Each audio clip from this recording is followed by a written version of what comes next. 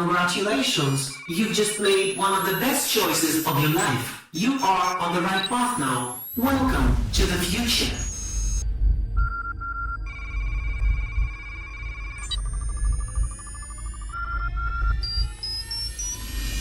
Welcome to the The future. world is in financial disarray. Currencies failing, economies in wild flux, jobs being What's up mga ka-alien? Nandito na naman po ako dito sa paboritong tambayan. Paborito tuloy. Paboritong tambayan, ha? Jogging muna while papaakyat ang market, ha? Again, it's me, Jersab, the Forex and Crypto Trader.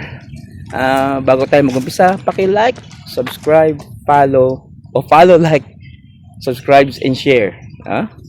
Ang ating crypto analysis channel. O, tingnan nyo, dahil nasa bear market pa tayo, dito muna tayo sa mga maraming natutulog. Ayan, tutulog sila ngayon.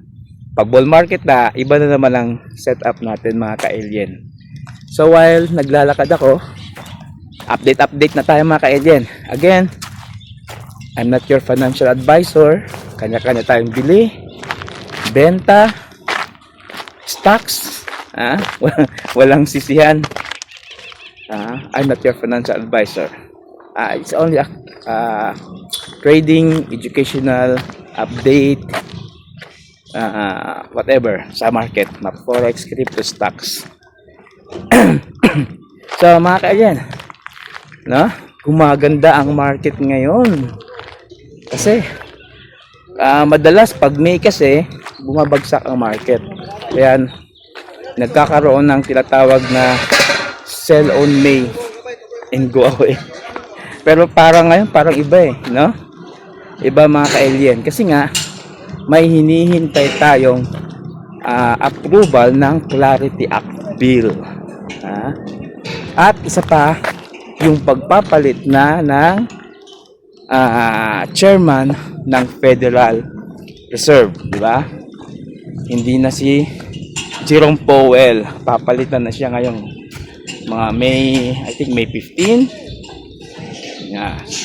Papalitan na siya. So, ang market ngayon ay magre-react kasi nga ang papalit ay syempre kaalyado ni Daddy Trump. Kaalyado niya. Kamado na naman ang market ngayon. Pero ingat-ingat mga ka-alien, ha? Kasi baka yun na nga ang mangyayari. Buy on humor, sell on news, diba? Sige lang. Pero syempre marami umaasa dyan sa Clarity Act Bill na yan na ma-approve this May.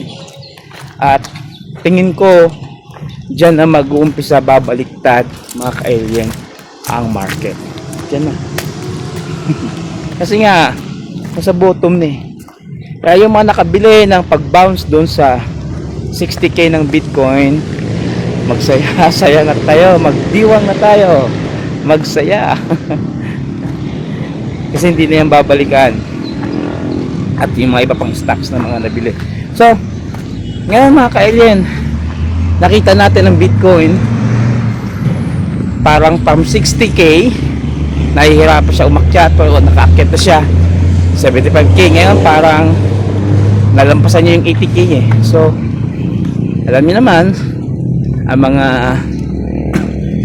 mga baguhan na kahit na hindi baguhan na mga investor trader na pupomo, di ba? So sinasabayan nila yung pag-akyat niyan. Kaya nakikita ko gaganda talaga ang market ngayong May. Hindi ito matatawag na sell on news. Sell on May and go away. Hindi. So, gumaganda ang market. So, yan mga kaibigan, no? Siyempre kung anong ginagawa ng Bitcoin, yan din ang ginagawa ng ibang coin, di ba? Sumusunod din sila kay Bitcoin kasi nga ang Bitcoin ng leader ng cryptocurrency. So, majority sa crypto susunod din yan kung anong ginagawa ng Bitcoin. So gumagandang market, and hopefully this week sana lagpasan na ni Bitcoin yung 85k, no? Mahirap din lagpasan yan kung kung inabutan niya yung 80k, etong 85k gusto ko malagpasan niya yan. Kasi, pag malagpasan na ng Bitcoin, ang 85k, aakyat na yan, papuntang 90 to 100k. Yun ang nakikita ko. Kasi ang momentum, grabe niya. Sasabayan yan. Maraming mapupumo dyan. Sasabayan nila yan. So yan, mga ka-alien sa Bitcoin. Siyempre, XRP, akit din yan. Solana. No? Itong XRP nakikita ko mga ka-alien na parang sumasabay talaga sa Bitcoin. Yan ang nakikita ko kay XRP. Kasi parang kung ginagawa talaga map sa first 1 hour 4 hours yung tinitingnan ko sinusubaybayan ko kung anong ginagawa ni Bitcoin sa susunod siya. Unlike kay Solana, hindi ang tagal niya mag-react. Halimbawa, umaakyat na si Bitcoin, si Solana wala pa. Minsan naman biglang mas nauuna si Solana before kay Bitcoin. So, pero ang tagal mag-react nila. Ito lang si XRP ang bilis. Talagang gagaya agad. Karang ginagawa ni Bitcoin. So, ganyan mga ka-alien. So, yun nga. Ang Ethereum, ito naman ay patulog-tulog lang. Ganun talaga si Ethereum. No? Mahinang nila lang. Pero pag yan ay nakaano, wala na, dire-diretso din si Ethereum, diba? So, hintay-hintay lang tayo mga ka-alien. Waiting game talagang pag-i-invest dito sa cryptocurrency kahit sa stocks, diba? Ganun din naman, waiting game, no? So, yun mga ka-alien. At syempre dahil crypto analysis tayo, magbibigay tayo ng magagandang pwedeng pasukan. Kasi may nakita ako mga ka-alien ng mga stocks na magandang pasukan ngayon habang bear market ayon sa aking bolang kristal. So hindi mo na tayo magpapakita ng bolang kristal kasi naglalakad tayo. May nakita ako yung stocks niya na bagong pasok, bagong monetize. Donald sa Dex niya, sa Dex yan mga ka-alien. Bisitahin niyo yung Donald, ang ganda. Sabi ko sa inyo, no? Kasi nasa 175k market cap pa siya.